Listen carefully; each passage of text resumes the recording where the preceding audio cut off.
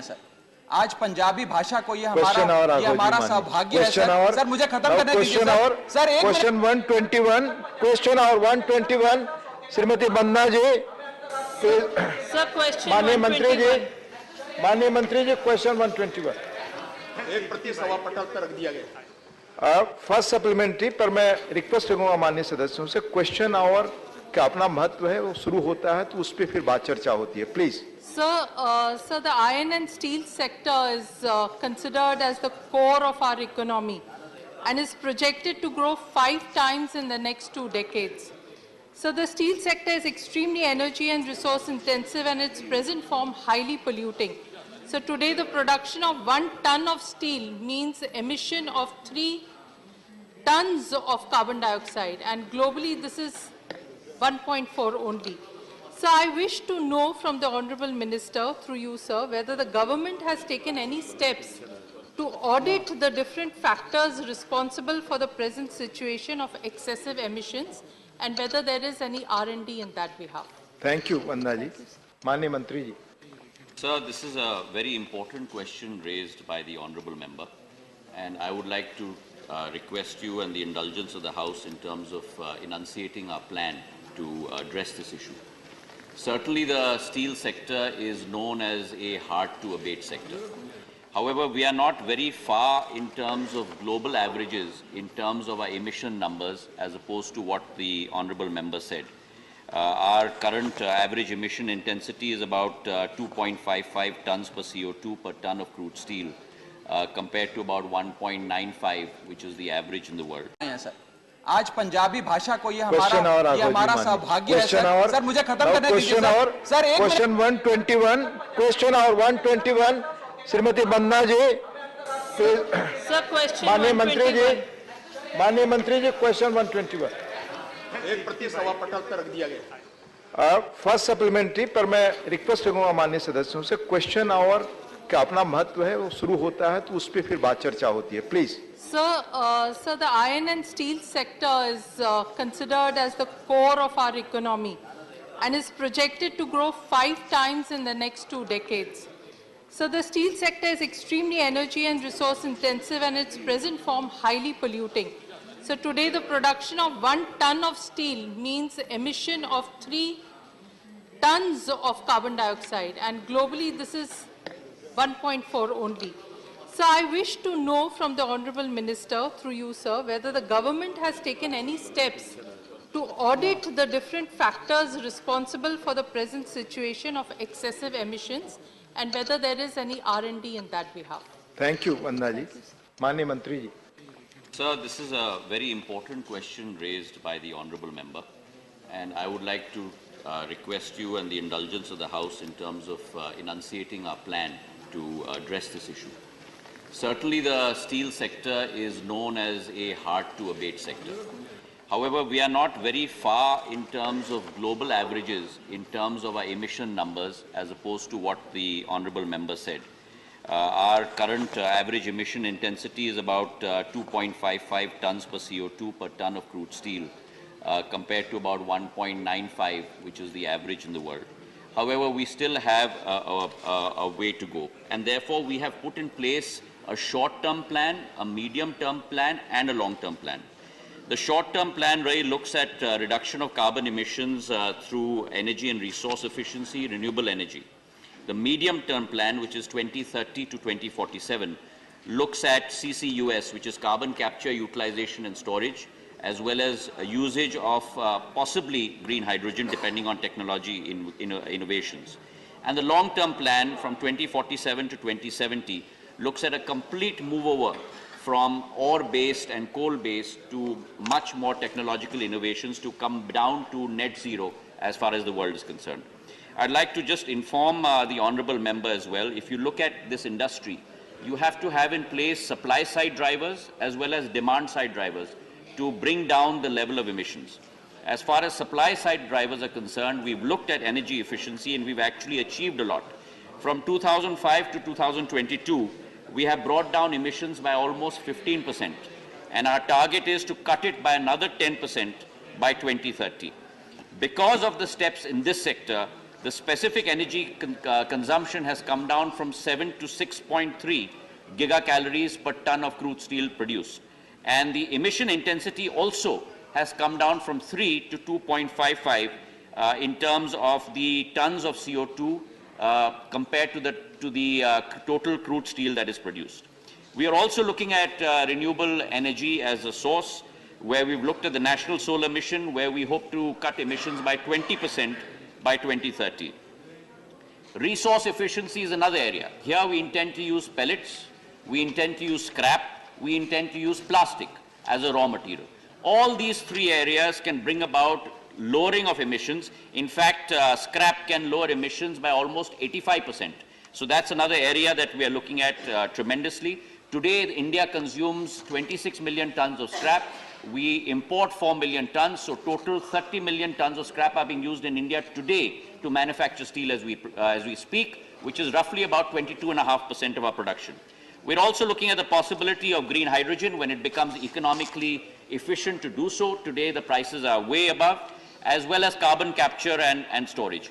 On the demand side as well, sir, we are looking at two aspects. One is possibly government mandation of usage of green steel, because almost about 20% of our steel is used in government projects, and whether we can look at government mandation for a small amount of steel production. If we look at roughly 20% of a mandatory limit, I'm giving you an example, at a 30% price premium for green steel, the cost of projects will increase only by 1.26%. So this is an avenue that we're looking at. And finally, raising private demand, raising our awareness as a population, looking at branding green steel inside, eco-labeling, as well as looking at mandating the private sector and ESG rating benefits. Thank you. Thank you. Second supplementary. Thank you, sir. The Minister has very articulately put down what exactly the government is doing in that direction, and it's certainly very, very welcome. Sir, I would like to know whether the government also considers to have certain green guidelines for every plant in this behalf. Carbon capture you have already mentioned, but specific use of plastic waste to reduce the coal requirement, using solid waste which is generated as waste at the plants in roads and railway lines, like it's done in many foreign countries, recycling of water and the like, for an environmentally sustainable way of production that can be differentiated, sir, from other coals, so that the government and public sector can use it with a specific mandate till it comes into 100% the supply chain. Thank you, Vandana. Demand chain. Thank you. So again, a very good suggestion for action by the honourable member. And let me say this, that it's not easy to mandate a universal formula, if you will, in terms of what is the input material that every plant you should use, because every plant has its own makeup. So for example, you have some plants based on electric arc furnace, you have other plants that are based on blast furnace or BOF, some that use DRI process with pulverized coal injection. So every plant has its own system. But certainly, as a category, we are looking at raw materials in terms of resource efficiency, and let me just give you a few examples. For example, if we look at the area of pellets and we use 100% pellets, you can almost reduce your CO2 emissions by 10 to 15%. That's example number one. Number two, if you look at scrap, as I mentioned, you can lower CO2 emissions by 85%, and as I mentioned to you, we are using 30 million tons of scrap today in India as we speak. We're one of the countries that are on the forefront of using so much scrap compared to the rest of the world. The third area is plastic, but that can be used as a mixture in terms of the process as opposed to the input. And the fourth, which is very important, is beneficiation of iron ore. If you beneficiate iron ore, if you have a 1% increase in Fe content, you can lower the coke requirement by almost about 1%. And if you lower coke requirement, then you lower CO2 emission as well.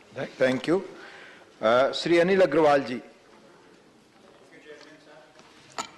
क्या माननीय इस्पात मंत्री जी यह बताने की कृपा करेंगे कि भारत में स्टील प्लांट से होने वाले टोटल एयर पोल्यूशन का कितना परसेंटेज स्टील प्लांट से है, और इस एयर पोल्यूशन को कम करने के लिए। धन्यवाद। एक क्वेश्चन हो गया। माननीय मंत्री जी प्लीज बी ब्रीफ काइंडली, क्योंकि और क्वेश्चंस हैं। अध्यक्ष महोदय, मेरे पास टोटल एयर पोल्यूशन की क्वांटिफिकेशन नहीं है, पर पर्यावरण मंत्रालय UNFCCC को, United Nations Framework on Convention on Climate Change, हर 2 या 3 साल अपने आंकड़े सबमिट करते हैं। और जहाँ तक स्टील का विषय है, जो करीब 95 मिलियन टन CO2 का प्रोडक्शन था 2010 में, 2014 में 154 मिलियन टन तक गया और 2016 में ये 135 मिलियन टन तक गिरा है। Thank you. Honorable P. Wilson. Honorable Minister, this question may be a little bit different. You tell me, what is the status of the Salem steel plant as the complete disinvestment has been taken place, and can you tell whether the valuation has been done and whether the job security of the existing employees has been taken care? Thank you. Yes, this question not related to this Air question, India. but sir, I will try and answer the honourable member because I know it's of interest to him. Yes, I will certainly try and do that. Please. SSP is certainly slated for disinvestment. DPM of the Finance Ministry and my ministry are both, the Steel Ministry are working together on this. We have tried to take our investors to do due diligence and visit the plant, but unfortunately create that security environment for the due diligence by investors to take place. However, we have this, but I think sometime in January. If I stand to be corrected, I will revert you. Not, Honorable Sri Ajodhya Rami Reddy, not nothing. Manya Ajodhya Rami Reddy. Sir, EU has recently released the Carbon Border Adjustment Mechanism, which directs that goods imported from a high-polluting country will face a levy at the border based on its emission footprints. With the India exporting 20-25%, please be brief. Yeah, please. With India exporting 25% of their steel production to the EU, how will this impact our steel industry, and what steps the government is taking to address this issue? Thank you. Sir, as far as environment concern, this is an issue that affects the steel industry worldwide. I am also pleased to report to the House through you, sir, that India has now reached a new record. We have become the second largest steel producer in the world in the last 8 years, doubling our capacity from 150 million to 154 million tons worth of production. We are very, very aware of the environmental concerns across the board. This affects producers all across the world, and which is why I have enunciated in this House a very clear articulation of both the supply side and the demand side plans that we have in place to reduce CO2 emissions in the steel sector, because without a doubt, this is the way the world is going, and steel has to conform to that path of environmental protection.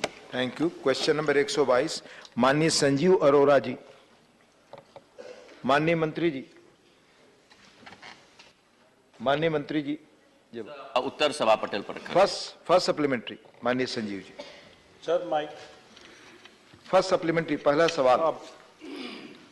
Honorable Chairman, sir, I would like to ask Honorable Minister through you that how come Amritsar and Chandigarh airports were not pushed while signing agreements when everyone knows that maximum Indian population is from Punjab, especially in Canada, and the agreement was with Canadian. Thank you. Sir, I would like to respond to the honourable member who's asked the question, as well as the honourable member who raised this issue in 0R, Raghav Chadda ji. Let me be very clear, sir, that India has to look after her own interests. And the fact of the matter is that in the past governments, we have been way too liberal in terms of signing our air service agreements and giving multiple points of call to our neighbors very close to our geography. Whereas if you look at the situation today, sir, especially as far as Amritsar and Chandigarh are concerned, the honourable member in 0R also had raised, it's absolutely untrue, the statement that he has made. I'd like to place that in front of the House, that there is no connectivity in Amritsar, Chandigarh. I would like to inform him as well as the House that today we have connectivity, international connectivity from Amritsar and Chandigarh to almost 7 countries: United Kingdom, Qatar, Dubai, Malaysia, Sharjah, Singapore and Italy. As far as Amritsar is concerned, we have 17 air traffic movements per week internationally, specifically to Singapore, Doha and Kuala Lumpur, as well as to Tbilisi and to Malposa, Milano. As far as our domestic carriers are concerned, we have 42 air traffic movements internationally in Amritsar and Chandigarh together, 33 in Amritsar, 9 in Chandigarh, connected to London, Birmingham, Dubai, Sharjah, Rome, and even Bergamo. So this is the length and breadth of wide connectivity. Certainly, in our air service agreements, we only give connectivity to 6 metros in India, because in response, we hardly get 1 or 2 points of call in those countries. So certainly, we cannot open up our country to them. We must also strengthen our Indian carriers, the concept of Atmanirbhar Bharat, and I'm very pleased to report to this House that now our Indian carriers are getting wide-bodied aircraft. We are going to go long haul. We are going to put our Indian flag across the world in terms of direct connectivity. And I have great confidence in our Indian carriers to be able to provide that service, and certainly Punjab will be a very key element of that. Thank you. Second supplementary, Mani Sanjeev ji. Sir, my question was particularly regarding Canada, but anyway, my second supplementary is, my question to Honorable Minister is, when will Udan flights start again to Punjab, which were stopped before COVID? Now, why this has connection with Canada? Thank you. No, let me explain, sir. Why Be this brief, has, sir. Why this has connection with my earlier question? I am just telling you that. Please allow You me. come to the next question, please. No, this is next question. Yes, put it. So if the Udan flights are restarted after COVID, at least the people coming from Canada and other countries, they will have connecting flights. So they were closed during COVID and they have not been started, especially Ludhiana. Please be brief in your question, Mr. Arora. Next question. Please, thank you. Mani Mantri. So, as we, very important suggestion for action as well as a point by the Honourable Member, and let me apprise him that Amritsar has, and Chandigarh both, have tremendous connectivity throughout India. We have domestic connectivity, and as far as the Udan flights are concerned as well, sir, the Udan flights are functioning, which had been given. Some of those flights post 3 years are no longer functioning, but we are awarding new routes under Udan 4.2 as we speak. Thank you. Mani Bhuneshwar Kalita ji. Question relates to India and Canada flights. Yes, I will be on that point, Please. sir. My supplementary arises from the Honourable Minister's reply, where he says the Indian airlines are allowed unlimited direct connectivity from any point in India, including Amritsar and Chandigarh, of course. So my supplementary to Honourable Minister is whether Indian Airlines flights will give connectivity to Guwahati Airport, which is the only major airport. This question relates to, yes, sir. Relates to India and Canada, please. But my supplementary arises from the reply of the Minister, and whether any Indian Airlines flight will be introduced from the Guwahati Airport, Thank which you. is the only major airport in Thank you, Northeastern Kalita ji. India.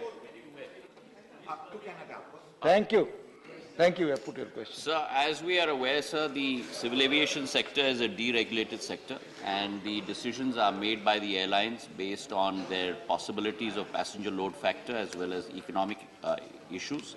If the member comes and meets with me and has a cup of tea or coffee with me, we can discuss it, and I will certainly pursue it. Thank you. Dr. V. Sivasan. So question is for Canada. Yes, Canada and sir. India and Canada. Sir, Please. Canada and Canada same. Sir, now in India, air travelers are facing huge problems. No, many kind of problems. First one, skyrocketing fare of air travelers. So these airline companies are exploiting the common people in different ways. So they are exploiting the people without any norms and regulations. Here my question is, in India, some sectors, they are charging for a short journeys, they are charging about 25,000 rupees, sir. So here the question is, doesn't the government some sort of regulations is needed to bring a method into this madness? This is my question, please sir. cooperate the chair. ये house ने rules बनाए हैं कि संबंधित सवाल से संबंधित ही supplement. Please, let me move to perhaps. माननीय मंत्री जी अगर जवाब देना चाहते हो तो आप दें. Yes, sir. So I would want to respond, sir, because I think it's the member's right to ask a question, and it's my responsibility to respond to the members. Sir, I think it's extremely important to understand that the civil aviation sector is a seasonal industry. There are crests and there are troughs. When festive season starts in October, all the way up till February is the high season of civil aviation. You then get into a little bit of a medium lull situation, and then the trough, which is the monsoon season, is really a wipeout season in terms of civil aviation is concerned. So there will be, because of seasonality factors, there will be pricing differences. Point number one. Point number two, sir, we also have to understand that the civil aviation sector has gone through possibly the worst time of any industry in the world during COVID. It was the only industry in which our planes were pretty much on the tarmac for almost 18 to 24 months. And the very fact that we've experienced a V-shaped recovery speaks great volumes of the resoluteness of our carriers and the capability to supply that service to our common man. ATF, which is a very important ingredient as a raw material, air turbine fuel, almost close to about 50% of a carrier's cost structure, has gone up from pre-COVID between 35,000 to 40,000 rupees a kiloliter to today's level of 1,17,000 rupees a kiloliter. So there's been almost a 2.5x jump in the main raw material in your cost structure, which comprises of almost 50%. That too has an effect on fares. And finally, sir, the civil aviation sector functions on what is called as a reservation bucket designator, RBDs, where if you book very far in advance, you will get very, very low fares. But as the plane keeps filling up, the fares certainly do go up, and that is an international practice that is followed all across the globe. Thank you. Professor Manoj Kumar Jha. Professor Manoj Kumar Jha. माननीय उपसभापति महोदय, मैं पहले ही माफी मांग लूं इससे पहले कि आप कहें। ये प्रश्न संबंधित है माननीय मंत्री जी की मौजूदगी से, सवाल से संबंधित नहीं है। मेरा आपके माध्यम से कहना, माननीय मंत्री जी, आजमगढ़ में एयरपोर्ट के विस्तारीकरण के क्रम में हजारों किसान अपनी जमीन ना देने के लिए 2.5-3 महीने से बैठे हुए हैं, उनके साथ कोई संवाद नहीं हुआ है। आप कोशिश करें संवाद हो और रिजॉल्व किया जाए। धन्यवाद। शुक्रिया। सुझाव है, माननीय मंत्री पर निर्भर करता है कोई जवाब देना चाहे। अध्यक्ष महोदय, जरूर साहब आएंगे और हमसे मिलेंगे, हम जरूर बैठ के तहकीकात करेंगे। Thank you. क्वेश्चन नंबर 123, माननीय श्री धीरज प्रसाद साहू। माननीय धीरज प्रसाद साहू। हाँ, माननीय मंत्री जी, क्वेश्चन नंबर 123 पहला सप्लीमेंट्री, माननीय धीरज जी। भारतीय इस्पात प्राधिकरण लिमिटेड सेल के स्तर पर तथा बोकारो स्टील बर्नपुर एलायंस दुर्गापुर चंद्रपुर से समिति सदस्यों को चयन सेल कर्मचारियों के बीच नहीं करने की वजह क्या है? माननीय मंत्री जी। सर, हमारे 8 संयंत्र हैं और इन 8 संयंत्रों में से कई संयंत्रों में हमारे यूनियंस और मजदूर संघ रजिस्टर्ड और एफिलिएटेड हैं, कई में नहीं। और इसका कारण मैं हमारे सांसद महोदय के समक्ष भी रखना चाहता हूं। भिलाई स्टील प्लांट पे भिलाई इस्पात मजदूर संघ एक रेकग्नाइज्ड यूनियन है। रूरकेला स्टील प्लांट में रूरकेला श्रमिक संघ इंटक के साथ जो एफिलिएशन रखता है वो उसे मान्यता मिली है। सेलेम स्टील प्लांट में सेलेम उरुकाल तोजिलार मुनेत्रा संगम LPF को मान्यता मिली है। और VIS Visvesvaraya iron and steel plant में VISL वर्कर्स एसोसिएशन को मान्यता मिली है। इसके अतिरिक्त सर 4 ऐसे हमारे संयंत्र हैं जहां मान्यता नहीं मिली है। दुर्गापुर स्टील प्लांट में क्योंकि वहां चुनाव आयोजित नहीं किए गए, क्योंकि वहां एक विषय पर आदान प्रदान भी है और एक सबजुडिस मैटर भी है। और यही स्थिति बोकारो स्टील प्लांट की है, जहां बोकारो स्टील वर्कर्स यूनियन को मान्यता दी गई थी, पर अब एक मैटर सबजुडिस है, लीगल मैटर हो गया है, इसलिए वहां चुनाव नहीं हो पाए। और यही स्थिति इसको में है और एलॉय स्टील प्लांट में है। धन्यवाद माननीय मंत्री। सेकंड सप्लीमेंट्री, माननीय धीरज जी।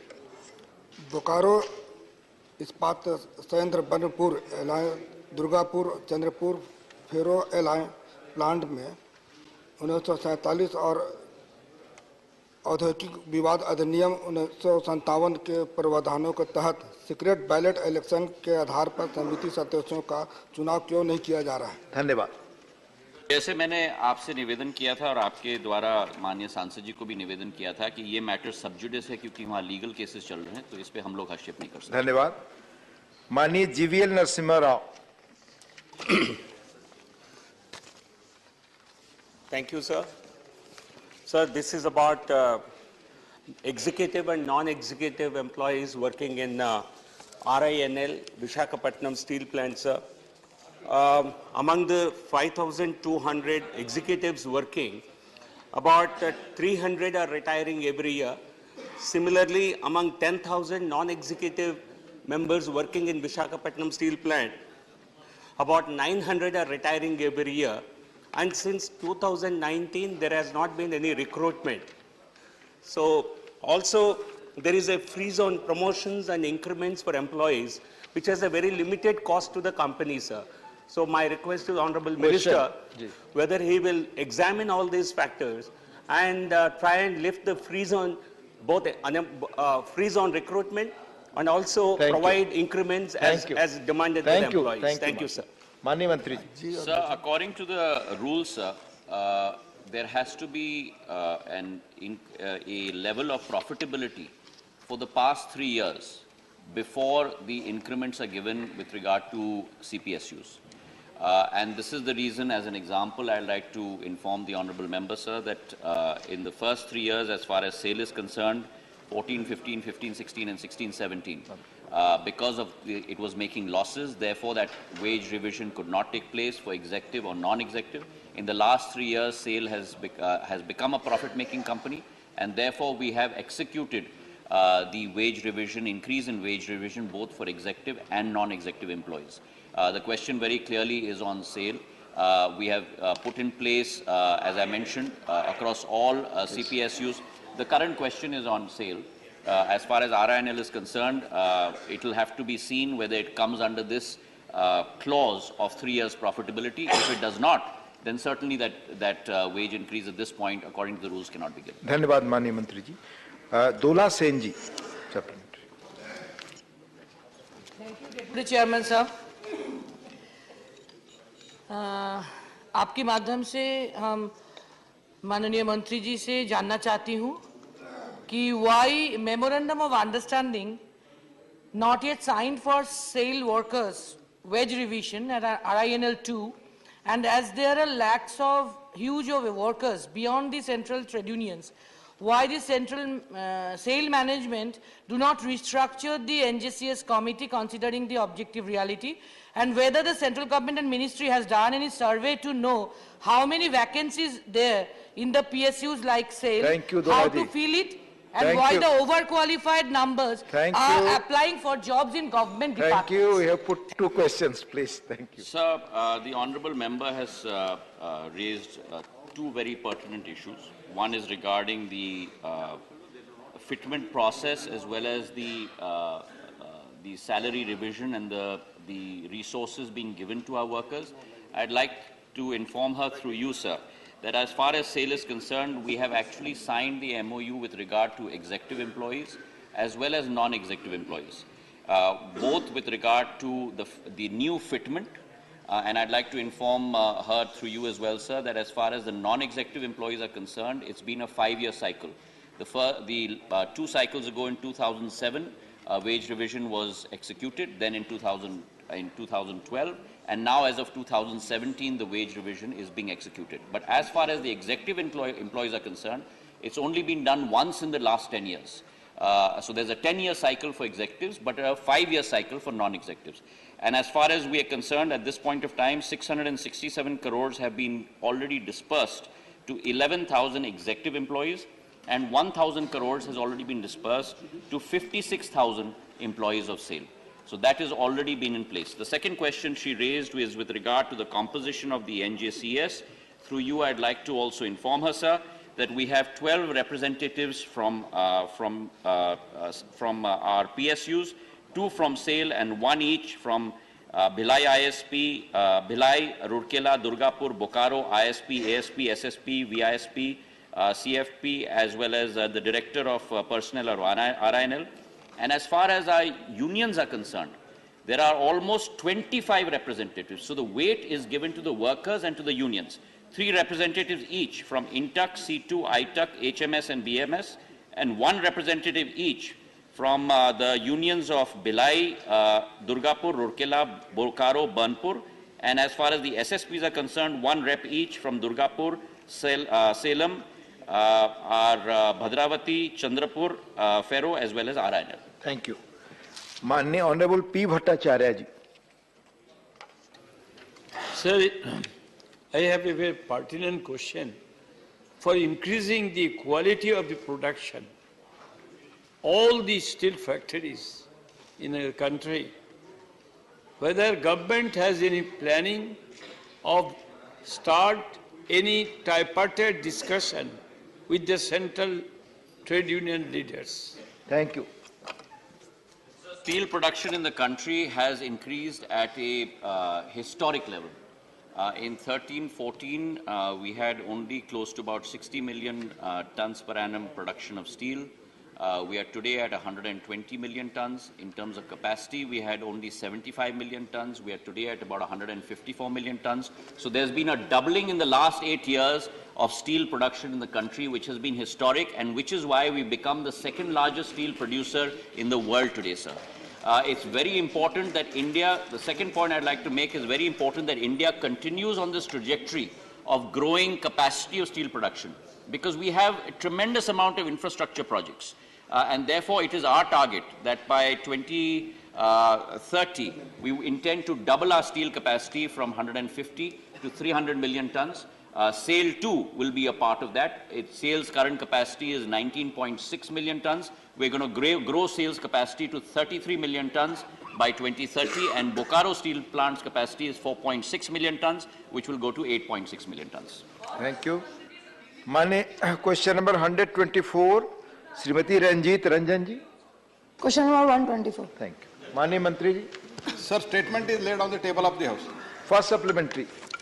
सर उप सभापति जी, आपके माध्यम से मैं मंत्री साहब से पूछना चाहती हूं कि अगर आप देखें तो जो कोयला खदानें अभी विकसित हो रही हैं, उनमें से कम 165 गांव को विस्थापित करने और लगभग 87,630 परिवारों को प्रभावित करने का खतरा है, जिनमें से 41,508 परिवार उन क्षेत्रों में रहते हैं जहां प्रमुख आबादी आदिवासियों की है। इसमें लगभग 22,686 हेक्टेयर कृषि की भूमि और 19,287 हेक्टेयर जंगल को भी खतरा है। ऐसे में देश की खदानों में हम सिर्फ 2/3 क्षमता का उपयोग कर पा रहे हैं। कुछ बड़ी खदानों में सिर्फ 1% ही क्षमता का उपयोग हो रहा है। क्योंकि मैं आपके आंसर से सेटिस्फाइड नहीं हूं, तो नई खदानों में हमारे लाखों आदिवासी भाइयों, सर उसी में आ रही हो, इतनी मुश्किलों का सामना करना पड़ रहा है। उनकी जल, जंगल, जमीन, रोजी रोटी का सवाल है। मेरा मंत्री जी से सवाल है कि आज जो मौजूदा खदानें हैं, उनकी क्षमता को बढ़ाने के लिए मंत्रालय ने क्या कदम उठाए? धन्यवाद। Sir, basically, I do not agree the so-called report what she is mentioning. That report is neither credible nor reliable. See, that has calculated on the basis of जो कोल इंडिया और हमारा PSU के पास जो हमारे कोयले के खदान है, उसके लिए कैलकुलेट किया है 328, लगभग हमारे पास 328 माइंस है इनटू PRC। तो PRC सभी इसमें अचीव नहीं होता है जी। PRC कभी कभी वेदर के कारण, लैंड एक्विजिशन कारण, नॉन वायबिलिटी के कारण, for the various reason, and कभी कभी PRC अचीव ही नहीं होता है। तो इसके कारण ये जो कर रहे हैं, this is not acceptable report, and on the basis of that, because ultimately it is the question of the energy security of the country, हमको हमारा energy security को देखना है।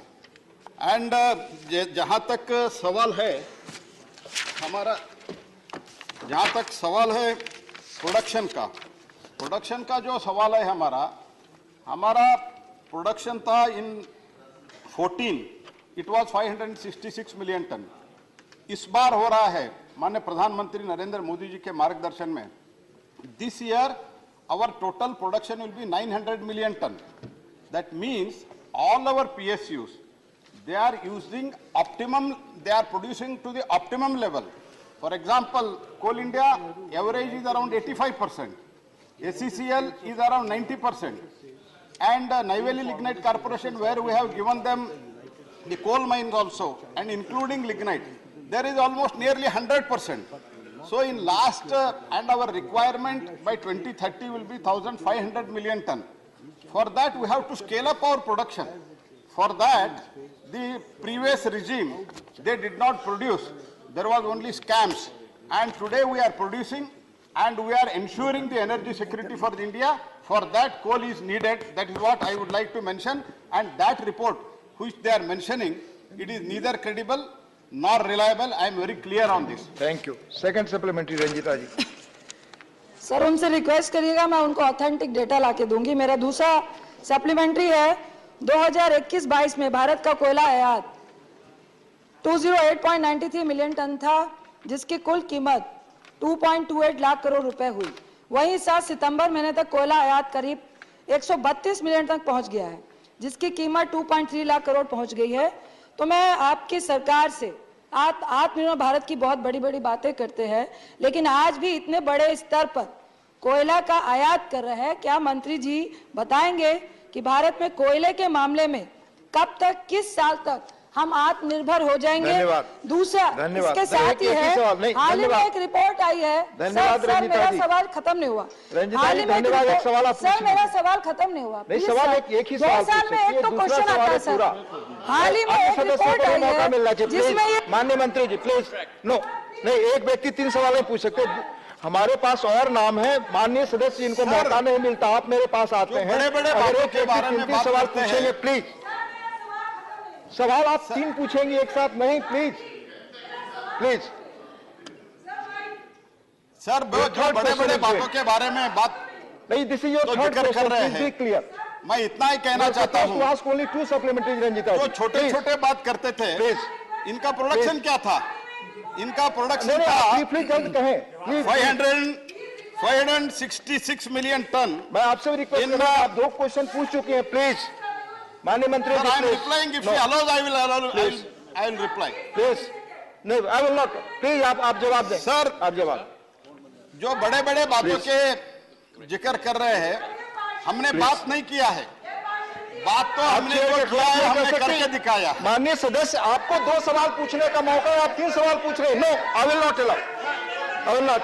Please please please, nothing is going on record. No, please briefly आप मंत्री जी जवाब दें, हम I will move to it. Please please आप ब्रीफली जवाब दें, प्लीज प्लीज सर, प्लीज आप माननीय मंत्री जी, प्लीज माननीय मंत्री जी प्लीज जवाब दें आप। I will move to now other, I will move to other question now. Sir, Congress party का प्रॉब्लम है sir, please. They do not have trust on our agencies, they do not have trust on our army, they do not have trust on our माननीय मंत्री सवाल को जवाब please please. This is the situation, they are trying to rely on a report. Please बैठो यार, बैठो please. माननीय मंत्री जी प्लीज प्लीज प्लीज प्लीज। जो एक विदेशी संस्था, जो एक विदेशी संस्था, प्लीज, जो एक माननीय मंत्री जी प्लीज, जो एक विदेशी संस्था एक रिपोर्ट करती है और वो रिपोर्ट में ये कहती है हमारा जो खदान है उसका पूरा उपयोग नहीं होता है, तो हम ये कह रहे हैं, मैं दावे के साथ कर रहा हूँ, हम स्टैटिस्टिक्स के साथ कह रहा हूँ। प्लीज माननीय मंत्री। Sir, I will complete sir, this is a very important question she has raised. Please complete. And whatever she has raised, I have already told, average 90% from each of the mine, we are producing almost, we are utilizing almost 90% of its capacity. Thank you. And sir, thank you. And our production will be 900 million ton, and next year it will be 1 billion ton. Thank you. During, sir, let me complete, sir. During that time, it was the koila was under this regime of scam. Our regime under the Prime Minister Narendra Modi ji, I would like to assure this house, sir, let me last sentence. I will assure house from 24-25 thermal coal. This is what I am going to assure to this House. माननीय कृष्णलाल पवार, माननीय Krishnalal Pawar, Dr. Sasmit Patra, Dr. Sasmit Patra, please. Honorable Deputy Chairman, sir, Please. thank you for giving me this opportunity to ask a very Dr. specific Sasmit question Patra, please. on Odisha, sir. Sir, I'd like to first thank the Honorable Minister that today Odisha is one of the largest states which is producing the most of coal in the country. And Mahanadi Coalfields is also doing a tremendous job in Odisha. Sir, I'd like to know that in terms of Odisha, what are the specific plans, programs that the Honorable Minister has in terms of maximizing capacity, utilizing capacity of coal in the state of Odisha so that that becomes the largest coal-bearing and coal extraction state in the country. धन्यवाद. Sir, I am thankful to Honorable Member Shri Sasmit ji because the Odisha, they are by and large, they are cooperating as far as both the other mining sector also and the coal is also. And I would also like to, we had a long discussion with the Odisha government as far as the mining is concerned and coal mining is also concerned. Many suggestions we received from them. After receiving those suggestions and having a lengthy discussion with them, we have also changed certain things and they have also changed certain things, the process in the state of Odisha. By that, overall the production, which was around 60-65 million ton in 2014, today it has almost reached 170 million ton. And I am going to assure Mahanadi Coalfields in coming a year or two, maximum a 1.5 year, we are going to achieve 200 million ton per year. This is the plan we have, and the detail I will share with you because this is royalty will increase. And the royalty, entire royalty, whatever, and also I would like to tell, sir, during the previous region, it is given an allotment through a chit route, means by a slip route. Now we are auctioning it. Most transparent system of auction. पहले कौन सा office से चिट्ठी आता था और किसको allot होता था ये सबको पता है, इसलिए स्कैम बन गया. वो स्कैम के कारण सर अभी क्या हो रहा है, अभी हम ट्रांसपेरेंट सिस्टम में ऑक्शन कर रहे हैं और ट्रांसपेरेंट सिस्टम में ऑक्शन के कारण स्टेट का रेवेन्यू बढ़ रहा है. ये स्टेट का रेवेन्यू बढ़ रहा है, स्टेट स्ट्रेंथन होने के कारण ये लोगों को बहुत इनको थोड़ा तकलीफ हो रहा है क्योंकि भारत आत्मनिर्भर बन रहा है. Thank you. माननीय नीरज डांगे जी, माननीय नीरज डांगे, योर क्वेश्चन. माननीय नीरज डांगे, आपका सवाल. Thank you, Chairman, sir. Through you, sir, I would like to ask Honorable Minister of Coal that nearly 90% of the proposed coal projects in terms of capacity will be located in the high-risk water zones, which will worsen the water shortages in the region. What steps will the government take to mitigate the potential water crisis due to new coal projects in these regions? Thank you. Thank you, sir. I may be kindly allowed to speak in detail, sir. Environment impact assessment and EMP is also prepared on each project based on the project specific terms of reference recommended by Ministry of Forest and Environment clearance, which requires a detailed hydrology and hydrogeology impact assessment management plan based on which EC is granted, sir. Subsidies of the CIL are in a process of obtaining no objection certificate for abstraction of the groundwater for each of the product from the central government water authority, Ministry of Water Resources of Government of India. Advance payment of fee is ensured for each project for abstraction of the groundwater. Clearance is granted based on the detailed hydrological report and the groundwater. तो इसीलिए ये सब हम जो करते हैं इसके साथ ही साथ जो माइन करने के बाद पानी निकलता है वो पानी एक तो हम हमारे माइनिंग के लिए ही यूज करते हैं और उसके बाद फॉर एग्जांपल मैं CIL के देता हूं. The objective of the CIL is to attempt the maximum utilization of the mine water discharge for the community use. In 2021 and 2022, out of the total 6,440 some LCQM average mine water discharge, 2,591 LCQM of mine water was utilized for own use, and 2,826 LCM water was utilized for the community supply. That is for some is potable and some is for irrigation and some is for plantation. Thank you, Mantri. Means the entire water is used, and also plantation is being done, and also we are taking the permission from all the concerned authorities so that there will not be impact of the water on the concerned area. Thank you. Saroj Pandey ji. धन्यवाद उपाध्यक्ष जी।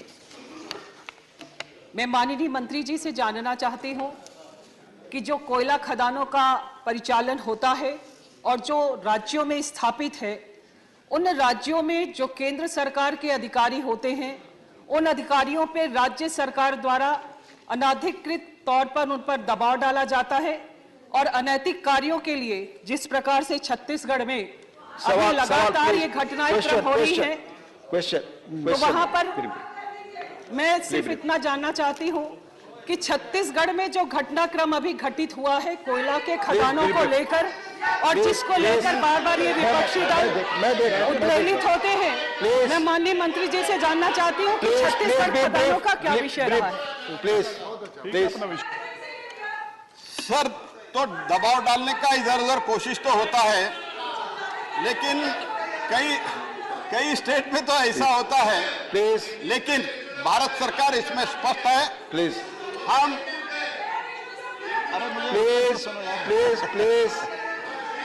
तो लेकिन मंत्री जी आपकी जहां भी ऐसे complaint आता है, भारत सरकार इसके एकदम सख्तता से कार्रवाई करते हैं। इसके साथ ही साथ मैं ये कहना चाहता हूं, द टोटल जो सिर्फ हमारे पीएसयू के साथ था कोयला प्रोडक्शन, उसके कारण हमारा total production not even it was sufficient for the 50% of the requirement. Now, because we have completely stopped, the scam regime has been totally stopped. तो ये scam regime बंद होने के कारण टोटल हम ट्रांसपेरेंट सिस्टम से ऑक्शन करके private लोगों को लाके प्राइवेट लोगों को भी इसमें इन्वॉल्व करके देश का जो नीड है, एनर्जी रिक्वायरमेंट है, कोयला का रिक्वायरमेंट हम पूरा करने जा रहे हैं। इसीलिए Narendra Modi government which believes in transparency, and we believe in that, and we are committed to that. Thank you. Question number 125, Honorable P. Sri Santosh Kumar P. Question number 125. माननीय मंत्री जी. Table, sir. First supplementary. Sir, there are around 40% of the Hajj pilgrims are from northern side of Kerala only. So the government of Kerala already demanded to make it a Hajj embarkation center. And you might be knowing that there are 8 members of parliament from the same district, including the minister who is sitting next to you. So my question is that will it be operational by 2023? I mean the Hajj embarkation center in Kannur Airport. Thank you. Sir, as far as the Hajj embarkation is concerned, sir, we are not the nodal ministry. The nodal ministry is the Ministry of Minority Affairs. Based on the decision that the Ministry of Minority Affairs takes with regard to Hajj embarkation points, that decision is notified to us, and we are only the operational side in terms of providing the necessary processes. If the honourable member can certainly raise this issue with the Minority Affairs, and if he so likes, I can also pass it on from his side to the Ministry of Minority Affairs. Thank you. Second supplementary. So as it is described now, there is a detailed picture of the Kannur Airport. So I would like to ask you one question. Sir, it is up to the airlines to provide air services to and from any airport in the country depending on their operational and commercial viabilities. So this means now airfares are being determined by the companies. Now the operations are also being decided by the companies. So this will lead to total catastrophe. All these airports have spent crores of rupees, and if the government is not going to intervene in this issue, this will be a serious loss to the nation. So I request you to change the policy. Is there any chance of changing your policy? Thank you. So the whole concept of deregulating a sector means you allow for market forces to decide. Now, the honourable member is asking the question whether we need to re-regulate a sector that we have deregulated. I certainly believe, sir, that the airlines are providing a yeoman service in terms of contributing to the transportation sector in our country. I can very well understand the honourable member's concern with regard to connectivity, and I would like to apprise him that as far as Calicut is concerned, we have 332 air traffic international movements to almost 14 cities. As far as Kochi is concerned, we have 564 air traffic movements per week to 16 cities. As far as Kannur is concerned, we have 130 air traffic movements to almost 11 cities. Thiruvananthapuram, we have 220 air traffic movements per week to almost 13 cities. Thank you. Please. Ram भाई मुकेरिया, ये सवाल सिर्फ कन्नौर Calicut airport का है, इससे आपका संबंधित सवाल है? पोरबंदर का है। प्लीज नहीं, तो मुझे अगले सवाल पे जाने दीजिए क्योंकि बहुत धीमी गति से बढ़ रहे हैं। Please, doctor Ashok Kumar Mittal. Airports के ऑपरेशंस पर नहीं, आपका सवाल कन्नौर कालीकट एयरपोर्ट से संबंधित है? नहीं, हमारा एक आदमपुर पंजाब में एयरपोर्ट है और उसमें से 4 बंद पड़ी हुई है, उसमें से 4 बंद। No please let me. Sir, इसके उत्तर में उड़ान और रीजनल कनेक्टिविटी स्कीम का जिक्र किया गया है, तो उससे संबंधित आपका कन्नौर कालीकट से जुड़ा सवाल है तो मैं मौका देने को तैयार। हरियाणा के एयरपोर्ट से जुड़ा। तो प्लीज बैठे। Question number 126, Shrimati Mamata Mohanta. 126 please, माननीय मंत्री जी। Sir, answers laid on the table of the House. First supplementary. धन्यवाद vice chairman sir. RCS Udan के चतुर्थ पर्याय के अधीन में 2020 में देश के रिमोट और रीजियोनल स्थान में कनेक्टिविटी को सुदृढ़ करने के लिए 78 नया रूट को अनुमोदन किया गया था। सर, मैं आपके माध्यम से मंत्री जी को पूछना चाहती हूँ कि ये नया रूट में ओडिशा के कोई सेक्टर शामिल है या नहीं, अगर नहीं है तो क्या कारण है, और क्या सरकार कोई नया रूट प्रस्तुत कर रहे हैं? थैंक सर, जहाँ तक उड़ीसा की बात है sir, we have 22 operationalised routes वर्तमान में, और हम लोगों की कोशिश है कि आने वाले समय में 16 ऐसे रूट्स हैं जिसमें से 14 रूट्स में हमारे 2 एयरपोर्ट अभी जल्द तैयार होने वाले हैं, और 2 रूट्स के लिए एयरलाइन अभी वो रूट्स चला नहीं पा रही है। लेकिन हमारी कोशिश है कि आने वाले अवधि में भी उड़ान 4.2 के तहत 184 रूट्स हम लोग ने अधिक दिए हैं, जिसमें से करीब 16 हेलीकॉप्टर रूट्स हैं, 50 हमारे सी प्लेन रूट्स हैं, और करीब 119 हमारे फिक्स्ड विंग के रूट्स हैं, और आने वाले समय में भी उड़ीसा को हम लोग प्राथमिकता जरूर देंगे। धन्यवाद। Second supplementary. सी उड़ान योजना के अंतर्गत कितने एयरपोर्ट कवर हुआ है? क्या इस योजना का और विस्तार करने का कोई योजना है? अगर है तो कौन सी राज्यों के कितने ट्राइबल जिला में इस योजना को लाभान्वित करेंगे? सर, उड़ान योजना एक बहुत महत्वाकांक्षी योजना है भारत सरकार की, और प्रधानमंत्री की महत्वाकांक्षी योजना है कि उड़े देश का आम नागरिक। और इसी योजना के तहत पिछले 6 वर्षों में 2016 में इसकी शुरुआत हुई। करीब 2,15,00,000 नए फ्लाइट्स उड़े हैं सर, और इसके साथ 1,15,00,000 लोग जिन्होंने कभी भी प्लेन में सफ़र नहीं किया हो, केवल खेत में खड़े होकर प्लेन को देखा हो, ऐसे लोगों ने सफ़र किया है सर। तो ये उड़ान योजना की महत्वपूर्णता है देश की विकास और प्रगति में, और 11 एयरलाइंस इसके भाग हैं, जिसमें से 3 नए स्टार्टअप्स भी हैं। 70 नए एयरपोर्ट बने हैं सर, ऐसे जगह में जहां एयरपोर्ट द्वितीय विश्व युद्ध के बाद पूर्ण रूप से मिटाए गए थे, वहां एयरपोर्ट स्थापित हुए हैं, चाहे वो दरभंगा हो, रूपसी हो, किशनगढ़ हो।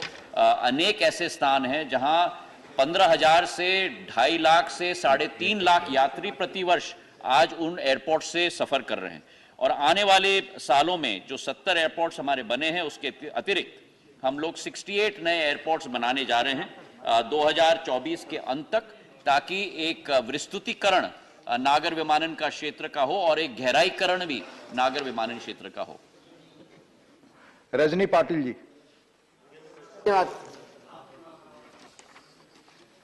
सर, उड़ान स्कीम के अंतर्गत अभी मंत्री महोदय ने सब जानकारी दी थी। मैं आपके द्वारा पूछना चाहती हूँ कि टियर 2 और टियर 3 शहरों में जहाँ पर ऑलरेडी एयरपोर्ट्स मौजूद है, जैसे कि हमारे महाराष्ट्र में नांदेड़, वहाँ पे विगत 2-3 साल से हवाई सेवा चालू नहीं है।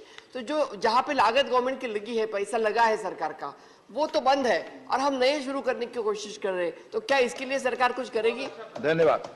नांदेड़ में हमने फ्लाइट कनेक्टिविटी की शुरुआत की थी, लेकिन दुर्भाग्यपूर्ण वो एयरलाइन ने वो रूट बंद कर दिया है। हमारी कोशिश है और आने वाले उड़ान 5.0 में भी हम नांदेड़ को जरूर प्राथमिकता देंगे, क्योंकि नांदेड़ एक ऐतिहासिक स्थान है, केवल महाराष्ट्र के दृष्टिकोण से नहीं लेकिन राष्ट्र के दृष्टिकोण से हमारे सिख समाज के लिए भी एक बहुत महत्वपूर्ण स्थान है और प्राथमिकता हम जरूर देंगे, ये विश्वास में। धन्यवाद।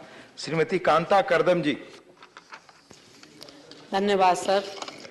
सर, मैं आपके माध्यम से पूछना चाहती हूँ, माननीय मंत्री जी से पूछना चाहती हूँ कि क्या इस योजना के तहत चालू हवाई अड्डों की संख्या में वृद्धि हुई है तथा उड़ान तहत प्रचालित RCS मार्गों एक सवाल पूछ और चुके हैं हवाई कांता अड्डों जी, का एक सवाल हो चुका आपका, सहित प्लीज राज्यभर विवरण क्या है? प्लीज प्लीज एक धन्यवाद ही सर। सवाल। माननीय मंत्री। अध्यक्ष महोदय, एक बहुत महत्वपूर्ण सवाल है। हमारे भारतवर्ष में 2013-14 तक केवल 74 हवाई अड्डे स्थापित थे और इन 8 वर्षों में प्रधानमंत्री जी की प्राथमिकता के आधार पर आज 71 नए हवाई अड्डे, वाटर एयरड्रोम और सी ड्रोम हमारे स्थापित हो गए, 145 स्थापित हो गए। और सदन को मैं विश्वास दिलाना चाहता हूं कि आने वाले 5-6 सालों में जो ये 74 से हमारी सफर रही है 145 तक, ये सफर जारी रहेगी और 200 का आंकड़ा हम लोग पार करेंगे, ये विश्वास मैं आपको दिलाना चाहता हूं। और इसी के साथ जहां हम लोगों के प्लेन की फ्लीट की बात है, जो केवल 400 तक सीमित थी 2013-14 पे, वो आज 700 पर आ गई है और हर वर्ष 100 से 125 प्लेन्स की एक्विजिशन होगी और आने वाले 5 साल के अंदर 1200 की आंकड़ों को भी हम लोग पार करेंगे, ये विश्वास है। धन्यवाद। माननीय इमरान प्रतापगढ़ी। माननीय इमरान प्रतापगढ़ी। सर, मेरा आपके माध्यम से माननीय मंत्री जी से मेरा प्रश्न है कि सरकार का नारा था कि चप्पल पहनने वाला व्यक्ति भी जो है वो हवाई जहाज का सफर करेगा। इन दिनों प्लीज सवाल पूछने दें इमरान जी को। हर चीज पे टोका टिप्पणी करना सर नहीं, प्लीज आप उनको भी मना करिए। सत्ता मैं सबको मना कर रहा हूं। मेरा अनुरोध यह है सर, और प्रश्न मेरा यह है कि इन दिनों जब भी थोड़ा सा यात्रा का अनुपात बढ़ता है, टिकट इतने ज्यादा महंगे हो जाते हैं कि कोई कंट्रोल नहीं रह जाता। 5,000 का टिकट 20-20, 25-25 हजार तक में बिकता है। तो क्या माननीय मंत्री जी के पास इस तरह का कोई इसको लेकर के उपाय है प्राइवेट एयरलाइंस को कंट्रोल करने का, कि कम से कम टिकट जो है वो सस्ता रह सके और आम यात्री जो है वो हवाई जहाज का सफर कर सके? सर, मैं सांसद महोदय को सूचित करना चाहूंगा आपके द्वारा कि शायद इनके वायर्स क्रॉस्ड हो गए हैं। ये मिक्सअप कर रहे हैं उड़ान योजना और साधारण टिकटों के आधार पर। उड़ान योजना के तहत वायबिलिटी गैप फंडिंग के मैकेनिज्म के तहत सस्ते टिकट दिए जाते हैं ताकि उस रूट को हम लोग वायबल कर पाए और उसी के आधार पर 1 करोड़ 10 लाख लोग इस देश में हवाई सफर कर पाए हैं सर, जिन्होंने कभी भी कल्पना नहीं की थी। तो जहां तवज्जो दिया जाना चाहिए, मैं निवेदन करूंगा सांसद महोदय को, तवज्जो देनी चाहिए उनको। जहां तक उन्होंने विषय उठाया है कि टिकट के दाम बढ़े हैं, बिल्कुल सही कहा है इन्होंने और इसका विस्तृत उत्तर मैंने पहले प्रश्न में कहा था कि हमारे सेक्टर में 2 प्राथमिकता से 2 फैक्टर होती हैं। एक सीजनैलिटी की फैक्टर होती है, एक लीन सीजन होता है जहां टिकट के दाम कम होते हैं, एक हाई सीजन होता है जहां टिकट के दाम बढ़ जाते हैं। और ये केवल भारत में नहीं है, ये विश्व स्तर पे ये स्थिति होती है और आज हम लोग वो हाई सीजन में चल रहे हैं, नंबर 1। नंबर 2, एक डेजिग्नेटेड बकेट्स होते हैं टिकट के। तो अगर हम लोग ट्रैवल करना चाहते हैं, यात्रा करना चाहते हैं, अगर एडवांस में हम लोग बुकिंग करेंगे तो आपको लोएस्ट फेयर से भी कम मिलेगा डिस्काउंट पे, 2,000-3,000 पे। पर अगर आखिरी दिन पे हम लोग टिकट बुक करेंगे तो वो फेयर जरूर बढ़ जाते हैं। और तीसरा मुद्दा जो आपके समक्ष मैंने सर रखा था कि एयर टर्बाइन फ्यूल का कॉस्ट अंतर्राष्ट्रीय जगत में जो 53,000 रुपए प्रति किलोलीटर था प्री कोविड, वो अब 1,17,000 रुपए प्रति लीटर हो चुका है वर्तमान के समय में, जो 50% हम लोगों की इनपुट कॉस्ट एयरलाइंस की होती है। Thank you, thank you. Question number 127, honourable Shri S Kalyan Sundaram. माननीय मंत्री जी, so put number 127. Please. Sir, a statement is laid on the table of the House, sir. For supplementary. Honorable Kalyan. வாய்ப்பளித்தமைக்கு தலைவர்களுக்கு நன்றி. தஞ்சை மாவட்டத்தில் ONGC நிறுவனம் கல்வி மற்றும் கல்வி சார்ந்த பணிகளுக்கு மருத்துவம் பொறுப்பு நிதி சமூக பொறுப்பு நிதியிலிருந்து செலவு செய்த தொகை எவ்வளவு மற்றும் அதன் விவரங்களை தெரிவிக்கவும் மக்கள் பிரதிநிதிகளை கொண்ட குழு ஏற்படுத்தி செலவு செய்ய நடவடிக்கை எடுக்கப்படுமா?